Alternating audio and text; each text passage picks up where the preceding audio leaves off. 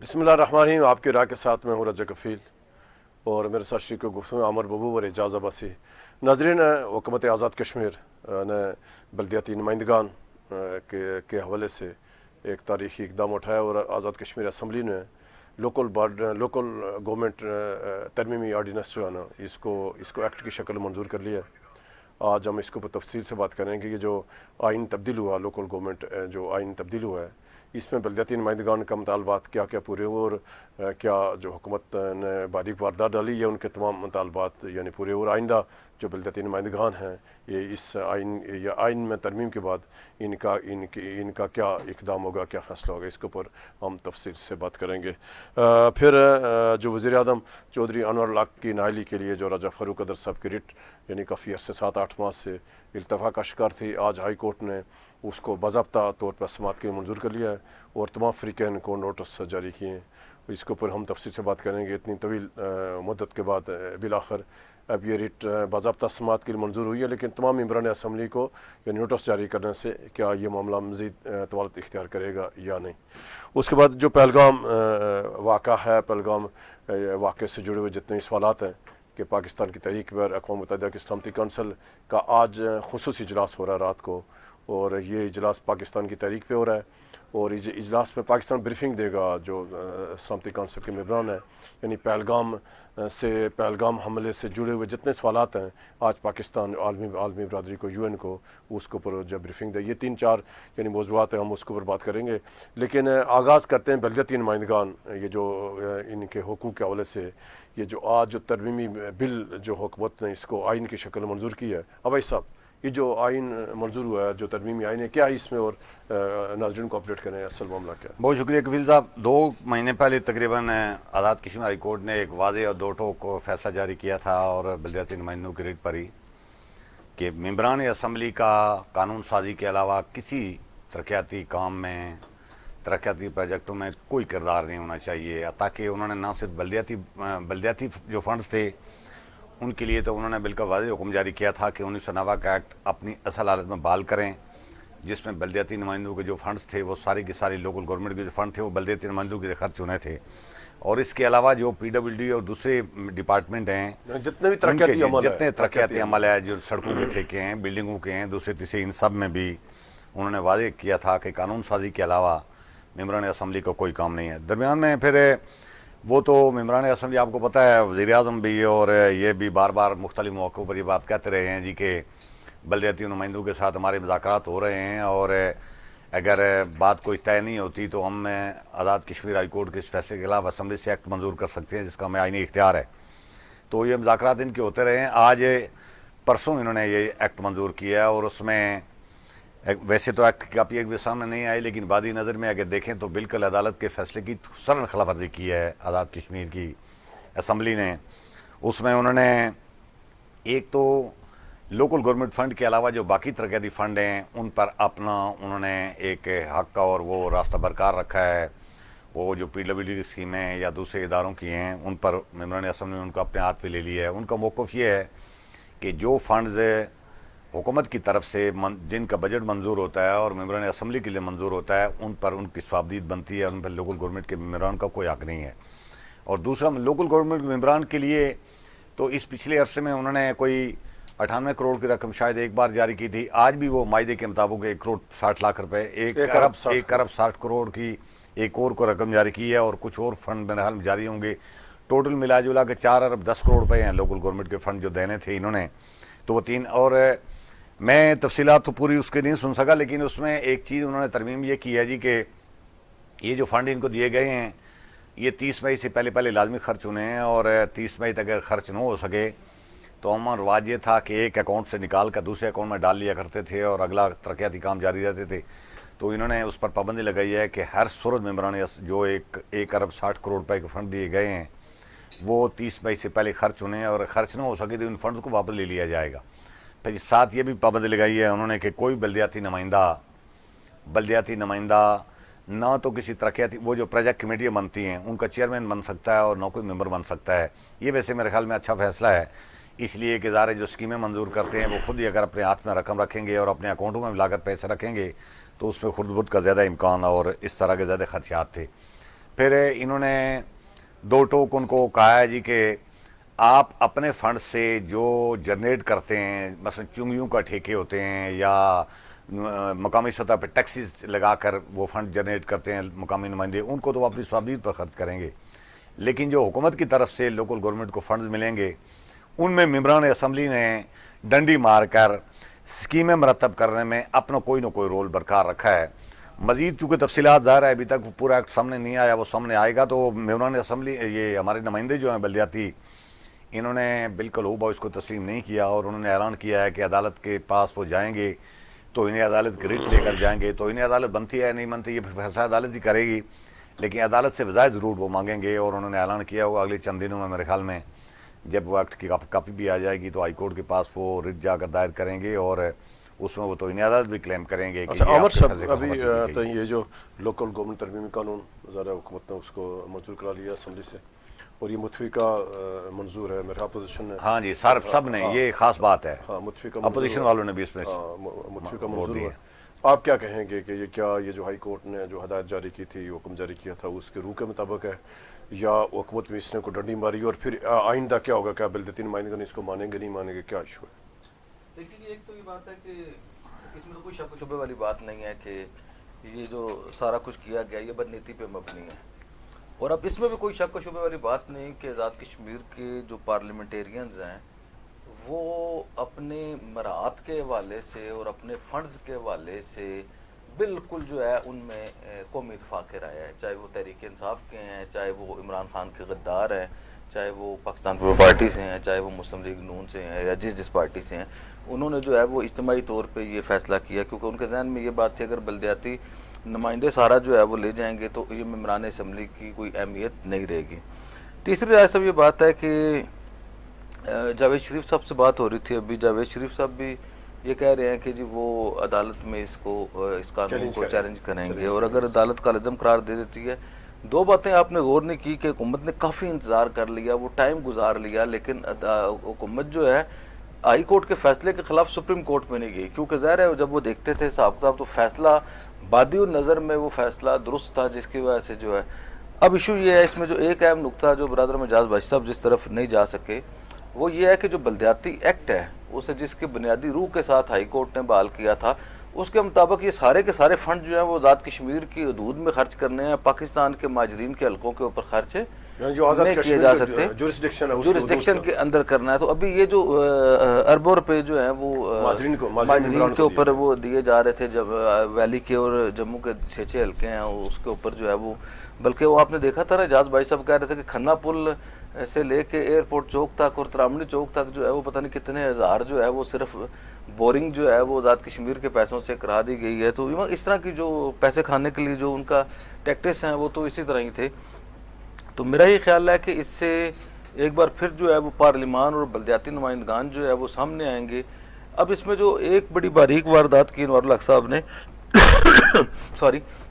میں نے آپ کو ایک بار بتایا تھا کہ انہوں نے اپنے جو ہیں فنڈ جو ہے وہ بلدیاتی اداروں کے فنڈ جو ہیں وہ ایک اس اسسٹنٹ ڈائریکٹر لوکل گورنمنٹ کی مد سے نکال کے کسی اور اکاؤنٹ میں رکھا لیے ہیں۔ تو اس طرح کی باریک وارداتیں انوار الحق صاحب اور کرنا وقار نور صاحب جانتے تھے، تو انہوں نے اس میں جب لیجسلیشن کیا تو اس میں یہ خصوصی طور پہ ذکر کیا ہے کہ یہ جو ہے پیسے کسی اور جگہ پہ خرچ نہ کر سکیں، کہ جو قانون قاعدے کے مطابق جو وہ خود کرتے رہے ہیں وہ کوئی اور نہ کرے۔ باقی جو ہے اس میں سمجھتا ہوں کہ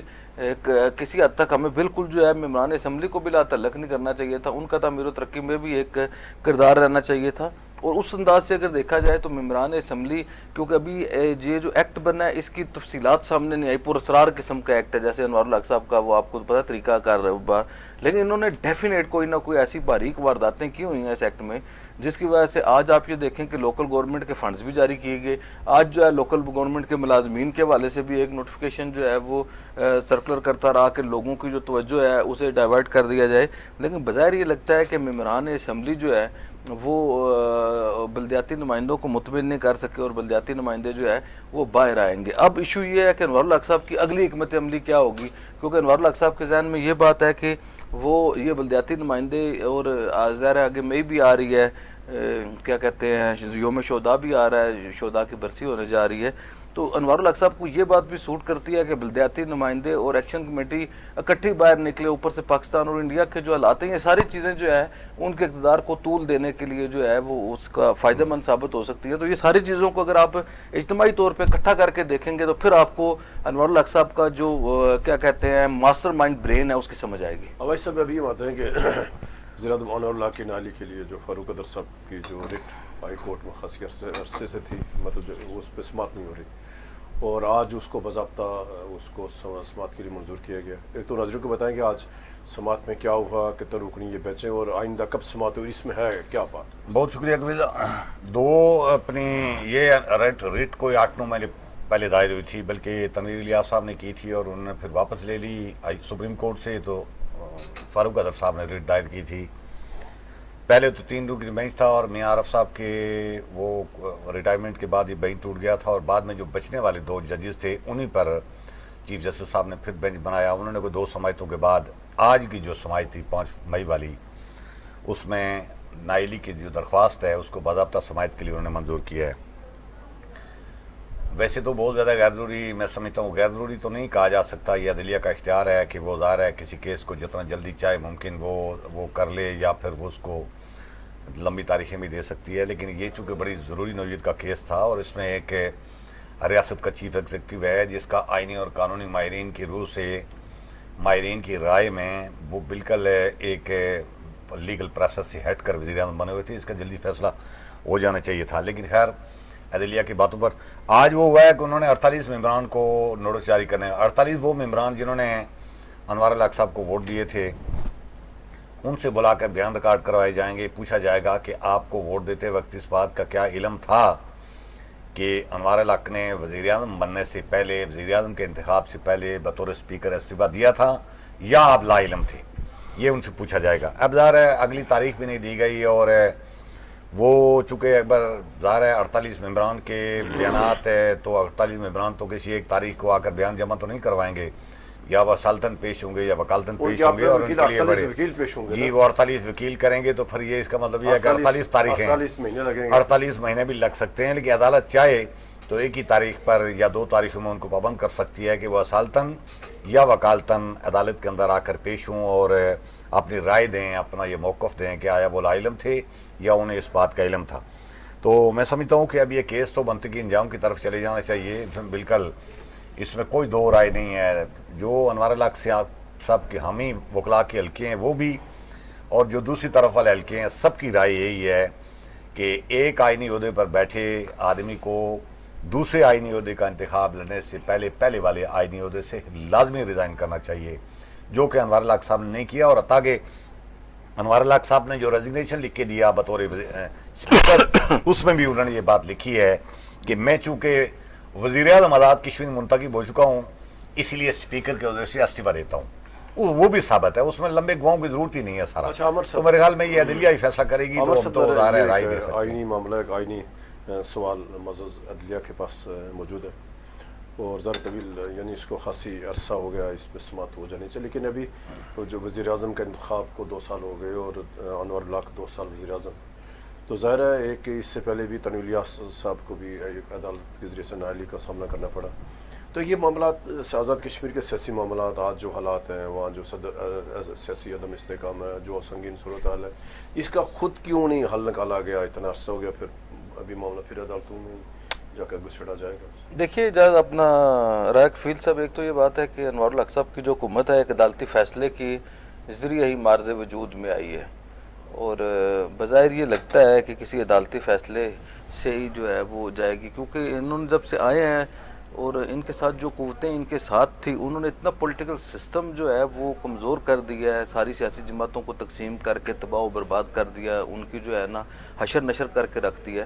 ایسے حالات میں اب یہ جو ساری جو ہے ایک تو عدالت کا حصہ ہے، ایک عدالت سے باہر ہے. عدالت کے باہر یہ صورتحال ہے کہ انوار الحق صاحب کے حوالے سے مجھے ایک بڑے ہی سنجیدہ ایک بندے نے کل بھی بتایا کہ وزیر اعظم آزاد کشمیر نے اپنے ایک وزیر کو کہا کہ یہ تو طے ہے کہ میں نے جانا ہے، اب یہ طے کرنا ہے کہ ہم اسے کتنا لنگر آن کر سکتے ہیں. میں یہ بات وزیر اعظم کو بھی پتہ ہے کہ یہ ایک اوپن شٹ کیس ہے اور اس میں ان کے بچنے کا کوئی امکان نہیں ہے. اب ایشو یہ ہے کہ یہ دیکھنا پڑے گا کہ فاروق حیدر صاحب آیا ان کے ساتھ ملے ہوئے ہیں یا مقصد یہ جو کھیل ہے. آج انہوں نے اس بات کی گفتگو کی ہے کہ آج ریٹ کی جو منظوری کے بعد انہوں نے کہا ہے کہ یہ جو ایک تاثر تھا کہ میری اور انوار اللہ کی کو انڈرسٹینڈنگ ہے وہ بھی جو ہے وہ ختم ہو گئی ہے. لیکن آپ یہ دیکھیں کہ ایک تو یہ بات ہے کہ سپٹمبر میں یہ ریٹ فائل ہوئی تھی اور یہ 10 اکتوبر یا 5 اکتوبر کو جا کے یہ اس کا یہ ڈیسائیڈ ہوا ہے کہ یہ مقصد قابل سماعت ہے یا نہیں ہے. آج یہ قابل سماعت قرار دی گئی ہے. اگر وہ ستمبر کے بعد 3 مہینے وہ کر لیں اور 5 مہینے یہ کر لیں تو 8 مہینے تو ویسے بظاہر ہائی کورٹ کے حوالے سے جو ریٹ پٹیشن ہوتی ہے اس کے حوالے سے یہ کہیں میں نے سنا ہے کہ 1 مہینے کا, اور اب جو کوئی سپریم کورٹ کا نیا فیصلہ ہے اس میں 2 مہینے کی بائنڈنگ ہے کہ 2 مہینے میں ایڈمٹیبل ہے یا نہیں ہے, اس کا ڈیسیژن ہونا چاہیے. لیکن کیونکہ اب یہ نیا بینچ بنا ہے تو اس میں یہ بھی بہت ایک اہم بات ہے. اب اس ریٹ کی جو اہمیت ہے رائے صاحب, اس میں اگر آپ کو میں بتاؤں اس کی اتنی اہمیت ہے کہ انوار الحق صاحب اس ریٹ کے حوالے سے بہت ٹچی ہیں اور وہ کسی بھی حد تک جا سکتے ہیں. وقت ختم ہو گیا عمر صاحب, جو کام نہیں میں آپ کو پہلی بات بتاتا ہوں, آپ کو یاد ہے کہ عہدے پر بندے کو جا کر بھی عدالت سے فارغ سابق جو جج تھے جسٹس سجاد صاحب, آج کل سپریم کورٹ بار کے بھی صدر رہے اور بڑے معروف قانون دان ہیں, انہوں تنویر الیاس کے کیس میں ایک جو ہے وہ میں معذرت چاہتا ہوں, تنویر الیاس صاحب کے کیس میں ایک ریویو انہوں نے پٹیشن فائل کی جس میں انہوں نے اس کا ذکر کر دیا کہ انوار الحق صاحب کا یہ جو ہے اور ضیاء القمر صاحب کا انتخاب سمیت ان سب چیزوں کو انہوں نے سپریم کورٹ میں چیلنج کر دیا. جب آرٹیکل 17 اور اس کی جو سب شک ہے 2 سامنے آئی عدالت میں سپریم کورٹ کی طرف سے آئی تو وزیر اعظم آزاد کشمیر اس قدر بوکھلا گئی کہ اس سے پہلے وزیر اعظم آزاد کشمیر پبلکلی مقصد بہت برا بلا کہتے تھے تنویر الیاس صاحب کو, اور یہ کہتے تھے یہ کو 50-60 کروڑ روپے کا یہ جو سیکرٹ فنڈز کا کیس ہے وہ تنویر الیاس صاحب 50-60 کروڑ روپے دینے کے لیے تیار ہیں, لیکن وہ کہتے ہیں مجھے گرفتار نہ کرو, لیکن میں نے اس تنویر الیاس کو گرفتار کر کے عدالتوں میں گھسیٹنا ہے. اور اس کے بعد آپ یہ دیکھیں کہ وہ جو ہے یہ جو کیس ہے اس میں فوری طور پہ جو ہے وہ اس کے بعد تنویر الیاس کا کیس ابھی کبھی آپ کو نظر آیا تنویر الیاس کا کیس نہیں کبھی وہ آپ پھر بات نہیں صلح ہو جانے الگ بات ہے نا. احتساب عدالت میں جو ریفرنس ہے وہ کس طرح ختم ہو سکتا ہے؟ آپ نے کسی کے اوپر ریفرنس میں کر ہوا تھا ریفرنس, جی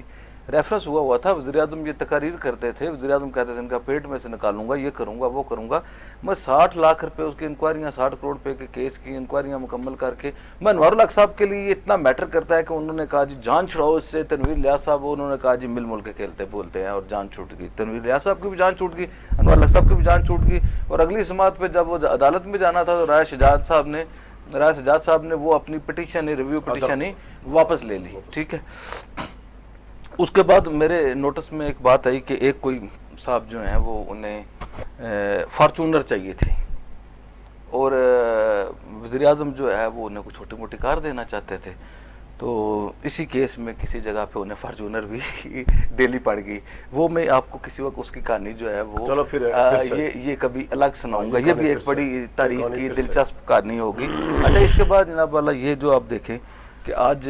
جو ہوا ہے آج سماعت یعنی ایک تو یہ بات اب یہ دیکھنا پڑے گا کہ اس میں آیا کسی ٹائم فریم میں کرتے ہیں. اب وزیر اعظم جو ہے جس عدالتی فیصلے کے تحت وزیر اعظم بننے ہیں ایک اور عدالت کی آڑ میں پیچھے چھپے ہوئے ہیں. دیکھیں نا, وزیر اعظم اگر کلیئر کٹ ہے تو وہ کہ نہ سارے ثبوت لائے, سیکرٹری اسمبلی جو ہے اور اسپیکر پریس کانفرنس کریں کہ جی یہ اس وقت الیکشن ہوا ہے, یہ انہوں نے اسپیکر استعفیٰ دیا ہے, یہ قانون ہے, یہ قاعدہ ہے, وہ کلیئر کیس کو آپ جان چھڑا لیں نا. کل آپ مجھے یہ بتائیں کہ 6 مہینے بعد یا 7 مہینے بعد یا ان کے سال بعد,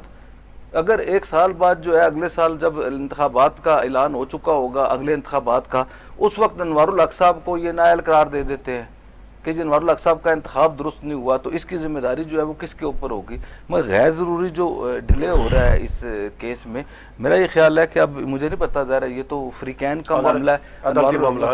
معاملہ ہے, دوسرا فاروق حیدر صاحب کا معاملہ ہے کہ اگر وہ چاہیں تو اس کے اوپر سپریم کورٹ میں بھی جا سکتے ہیں. دوسری یہ بات ہے کہ عدالت جو ہے اس کی تاریخ کیا رکھتی ہے, اسے جلدی کرتی ہے. مگر دیکھ رہے تنویر الیاس کو تو 1 دن میں فارغ کر دیا تھا نا, سارے قانونی تقاضے پورے کر کے. انوار آزاد کشمیر عدلیہ آزاد نہیں وہ تو خیر ٹھیک ہے, ویسے میں کہہ رہا ہوں یہ سوال تو ہمیشہ اٹھتا رہے گا نا رائے صاحب. اب دوسری طرف انوار الحق صاحب کا کیس ہے وہ کبھی مطلب اس کا بھی بینچ مکمل نہیں ہوتا تھا, مگر 5, 6, 7, 8, 10 تاریخیں جو ہیں پڑ چکی ہیں. تو میرا یہ خیال ہے کہ اس کیس کو سالو ہونا چاہیے یہ انوار الحق صاحب کے حق میں ہو یا اس کا یہ قانونی نقطہ ہے، یہ کوئی ذات کا معاملہ نہیں ہے، یہ کسی کے انا پرستی کا معاملہ نہیں ہے، ایک قانون اور آئین کی ڈیفینیشن ہے تاکہ آئندہ اس طرح کی کوئی حرکت کرے تو اس کے اوپر کلیئرٹی ہو۔ اس کے علاوہ میں آپ کو تو ایک بار مجاہد نقوی ایڈوکیٹ نے جو ہے وہ اس کے اوپر ایک پٹیشن کی تھی، انہیں بھی بڑا پریشرائز کر کے اس وقت واپس لیا گیا۔ تو اس کیس کے جو تانے بانے ہیں، اگر آپ کو اس کیس کے ساتھ جو انوار الحق صاحب کا اور ان کے جو سہولت کار ہیں، اگر ان کا کردار سامنے لایا جائے تو رائے صاحب رونگٹے کھڑے ہو جائیں گے کہ وہ اس کیس میں کس قدر انوار الحق صاحب جو ہے وہ کین ہیں اور ہر صورت میں اس کیس کو ڈیلے کرنا چاہتے ہیں۔ باقی جو آئینی پوزیشن تھی وہ تو عدالت ہی بتائے گی، لیکن جو وکلا جو ہے وہ جنرل وکلا جو ایک ڈیبیٹ میں بتاتے ہیں، اس میں بتاتے ہیں، تو بظاہر وہ یہ کہتے ہیں کہ اس کیس میں انوار الحق صاحب کا بچنا جو ہے وہ مشکل ہے۔ اب عدالت جو ہے اس میں جو فیصلہ کرے گی وہ سارے فریقین کے لیے قبول ہوگا، کیونکہ فاروق اعظم صاحب بھی یہ کہہ چکے ہیں کہ فیصلہ جو بھی ہے وہ کہتے ہیں نا فیصلہ سنایا جائے جو بھی ہے۔ تو یہ صورتحال ہے کہ اس کیس میں جتنی جلدی فیصلہ سنایا جائے گا وہ جس کے بھی حق میں ہو یا مخالفت میں ہو، وہ میرے خیال میں وہ اب آپ یہ دیکھیں کہ اگر اس میں مئی پورا لے کے جاتے ہیں اور مہینہ جو ہے وہ لے کے جاتے ہیں، آگے چھٹیاں ہو جائیں گی، پھر چھٹیوں کے بعد چلا جائے گا، تو اب مجھے یہ سمجھ نہیں آتی کہ اس میں کیا ہے۔ یہ تو آئینی ماہرین ہی بتا سکتے ہیں، لیکن بظاہر عوام کی اور انصاف کی بنیادی جو روح ہے وہ یہی ہے کہ اس کیس کا فیصلہ جو ہے وہ جلد از جلد ہو جانا چاہیے۔ اب بھائی صاحب ابھی ہم آتے ہیں جو پہلگام واقعے سے جڑے جو سوالات ہیں، اور یعنی ابھی تک اس کا جو معاملہ یعنی وہاں جو پھنسا ہوا ہے کہ ہندوستان پاکستان کی بار بار جو پیشکش ہے کہ اس کی غیر جانبدارانہ و آزادانہ تحقیقات کرائی جائے، اس سے بھاگ رہے ہیں۔ اور یہ رات کو اطلاع تھی کہ پاکستان کی جو تحریک پر جو سلامتی کونسل کا خصوصی اجلاس آج رات کو ہو رہا ہے، اور یہاں کیونکہ امریکہ کے وقت کے مطابق دن 1 بجے اجلاس ہے، ذرا ابھی وہاں صبح ہو رہی ہے، تو آپ کیا کہیں گے کہ یہ جو پہلگام واقعے سے جتنے سوالات ہیں یہ کہاں پہنچے، اور ابھی تک ہندوستان کے جتنے بھی پروپیگنڈا تھا، جتنی اس کے سازشیں تھی، ساری کی ساری بے نقاب ہوئی بری طرح کے ساتھ، تو کیا کہیں گے ساری صورتحال؟ کفیل صاحب میں سمجھتا ہوں کہ بہت ہی شاندار اور بہترین دانشمندانہ فیصلے اس وقت تک پاکستان نے کیے ہیں۔ ایک تو یہ اوپن انٹرنیشنل کمیونٹی سے اس واقعے کی غیر جانبدارانہ تحقیقات اور اس میں فل تعاون کا اعلان، اور دوسرا اعلیٰ سطحی جو انٹرنیشنل فورم ہے سلامتی کونسل، جس کا پاکستان اس وقت ممبر بھی ہے اور 2 سال کے لیے ممبر بنا ہے، اور اس سے پاکستان بھرپور فائدہ اٹھا سکتا ہے۔ اور میرے خیال میں یہ ساری صورتحال جب پاکستان وہاں جا کر بیف کرے گا، اپنی پوزیشن کلیئر کرے گا، اور ایک بار پھر پاکستان غیر جانبدارانہ تحقیقات میں انٹرنیشنل غیر جانبدار لوگوں کی موجودگی میں اور اس میں تعاون کی وہ کرے گا، اپنی پیشکش کرے گا، تو یہ پاکستان کے لیے اور زیادہ میں سمجھتا ہوں کہ انٹرنیشنل برادری کی طرف سے ایک حمایت کا اور فیور کا، اور پاکستان کے اس واقعے سے بالکل لا تعلق ہونے کا ایک اور بیان ثبوت سامنے آئے گا۔ بھارت اس وقت تک بالکل وہ اقدامات تو کر رہا ہے، کبھی پانی چھوڑ دیتا ہے، کبھی بند کرتا ہے، کبھی اپنے میڈیا کے ذریعے الزام لگاتا ہے، لیکن ابھی تک انہوں نے بھی پاکستان ان کے کسی دفتر خارجہ نے یا ان کے کسی وزیر اعظم صدر نے یا ان کے کسی ادارے نے آفیشیل طور پر پاکستان کے اوپر اس واقعے کا الزام نہیں لگایا، لیکن جو اقدامات وہ کر رہا ہے وہ ڈیفینیٹلی پاکستان کے خلاف ہی ہیں۔ جب پانی چھوڑتا ہے، بند کرتا ہے، وہ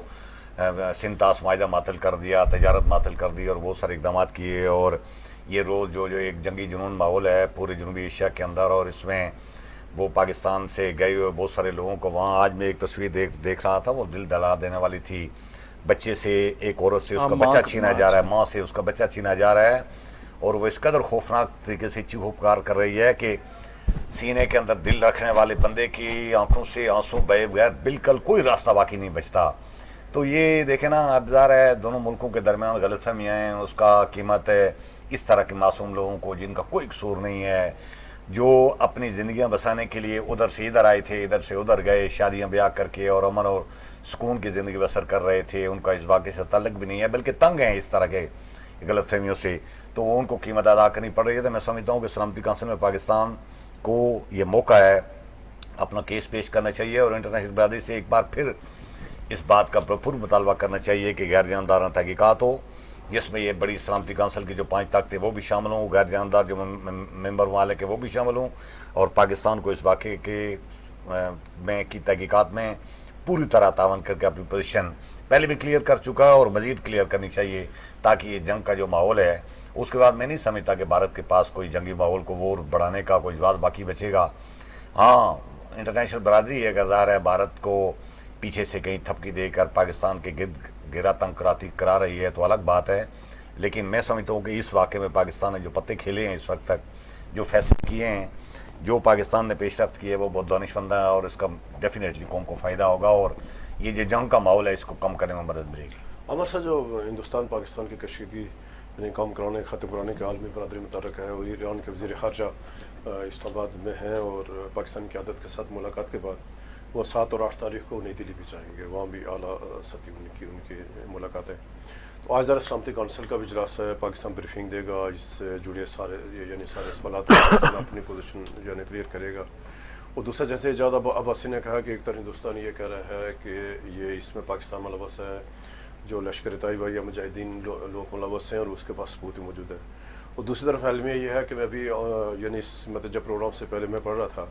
کہ 2800 لوگ اس نے گرفتار کی مقبوضہ کشمیر نوے کے تحت، جو خصوصی جمع کا دفعات لگا کر لوگوں کو جو ہے نا مقدمات کا سامنا ہے۔ ایک طرف وہ یہ کر رہا ہے کہ یہ کوئی مطلب جب مجاہدین جو تنظیموں کرا دی بڑے پیمانے پر اس ٹائم میں جو مقبوضہ کشمیر کریکٹ ہونا ہے، معصوم لوگوں کو، وہ جو منقسم خاندان ہیں ان کو، فیملیز کو جو ڈسٹرب کیا جا رہا ہے، یہ پورے آپ کیا دیکھ رہے ہیں؟ ہندوستان پھر انتہا پسندانہ رویہ اپنا کر پاکستان کو یعنی بلیک میل کر رہا ہے، تو کیا کرنا چاہیے پاکستان؟ ویسے بھی دیکھیں، بلیک میلنگ کا بھی ایک ٹائم ہوتا ہے نا۔ ہم یہ پہلے ہی کہہ رہے تھے کہ انڈیا کا یہ کیس درست نہیں ہے، دیکھیں نا، مگر پہلی بات تو یہ ہے کہ انڈیا کا موقف ہی کوئی نہیں ہے، بغیر ثبوتوں کے آپ کسی ایٹمی طاقت کے اوپر چڑھ دوڑیں۔ کشمیری تو آپ نے رکھے ہوئے ہیں نا ہمیشہ، جو ہے جب آپ کو موقع ملتا ہے آزاد کشمیر کے بیچارے لوگوں کے اوپر آپ فائرنگ کر دیتے ہیں۔ پاکستانی فوج جو ہے ان کے مورچوں تک محدود رہتی ہے، کیونکہ پاکستانی فوج کے لیے ایشو یہ ہے کہ ادھر بھی ہمارے لوگ ہیں، وہ جو ہے کشمیر بنے گا پاکستان کے ہم ہی لوگ ہیں۔ تو یہ جو ایشو ہے اس میں بھارت جو ہے اس ایک تو یہ نقطہ ہے بلیک میلنگ کا کہ ادھر مریں گے یا ادھر مریں گے، تو اگر فوجی نہیں مریں گے تو پھر کشمیری مریں گے۔ تو یہ ایک جو ہے وہ بڑی اہم نقطہ تھا جس کے اوپر پاکستان جو ہے وہ محتاط ہو کے ان کے اوپر کرتا ہے۔ پاکستان اس طرح کا حملہ مقبوضہ کشمیر میں جواباً نہیں کرتا، فوجی چوکیوں تک محدود رہتا ہے۔ یہ جو ہے بلا اشتعال فائرنگ کرتے ہیں ہمارے پرائیویٹ لوگوں کے اوپر یا جو شہریوں کے اوپر، ایک تو یہ تھا۔ دوسری، جہاں تک آپ نے یہ کہا کہ بھارت جو ہے نا وہ آہستہ آہستہ آپ یہ دیکھیں کہ یہ جنگی ماحول جو ہے یہ چھٹ رہا ہے، یہ وہ صورتحال نہیں ہے، اب پیس آف مائنڈ ہے۔ اب یہ دیکھیں نا کہ لوگوں کے پاس اب اگر ہم ذکر نہ کریں آج میں اس بات کو، یہ پیس آف مائنڈ کیوں ہے؟ یہ 24 کروڑ لوگ اور کشمیری جو ہے وہ مطمئن کیوں ہے؟ اس کے پیچھے ایک سوچ تھی جس کا نام تھا کیا کہتے ہیں ذوالفقار علی بھٹو، جس نے کمپرومائز نہیں کیا۔ ایک سوچ تھی، وہ لے کے آئے ڈاکٹر عبدالقدیر خان کو۔ اس کے بعد نواز شریف صاحب کا کردار ہے کہ وہ اس وقت انہوں نے کمپرومائز نہیں کیا اور ایٹمی دھماکے کر دیے۔ اب یہ تین جو ہیں پاکستان کے محسن ہیں، جن کی وجہ سے آج 24 کروڑ لوگ جو ہیں وہ پیس آف مائنڈ کے ساتھ ہیں۔ تو میں یہ سمجھتا ہوں ایک تو ان کا بڑا کریڈٹ ہے جن کی وجہ سے جو ہے وہ ایک لمٹ سے زیادہ جو ہے وہ پاکستان کے اوپر بلیک میلنگ نہیں ہے۔ اور بالکل جو ہے میرا خیال یہ ہے کہ بھارت اس طرح کی، میں نے پہلے بھی کہا تھا، چھوٹی موٹی ٹھک ٹھک کرتا رہے گا، بھارت بالکل ایسی جرت نہیں کر سکتا۔ دوسری یہ بات ہے بھارت کا کیس کوئی نہیں آ رہا ہے صاحب، وہ کیا کیس ہے؟ اور اس کے علاوہ اگر آپ یہ سوچیں کہ یہ جو بات کر رہا ہے جہادی تنظیموں کی، جہادی تنظیمیں جو ہے نا جن کا وہ نام لے رہا ہے لشکر طیبہ وغیرہ، یہ اب آزاد کشمیر کے اندر جو ہے نا وہ جہاد نہیں کرتے۔ مقبوضہ کشمیر کے اندر، مقبوضہ کشمیر کے اندر جو ہے وہ انڈیجنس جو ہے سیاسی جماعتیں جو کیا کہتے ہیں جہادی جو تنظیمیں ہیں وہ جو ہے وہ جہاد کر رہی ہیں، اور وہ جو ہے ظاہر ہے انہیں جو ہے قومی متحدہ بھی رائٹ دیتا ہے کہ انہیں جو ہے بنیادی حق دیا جائے۔ اور اگر یہ رائے صاحب بھارت اس طرح کی اشتعال انگیزی کرے گا، آپ کا کیا خیال ہے کہ کشمیریوں کو مارنے سے کشمیری چپ ہو جائیں گے؟ پاکستان چاہے گا بھی،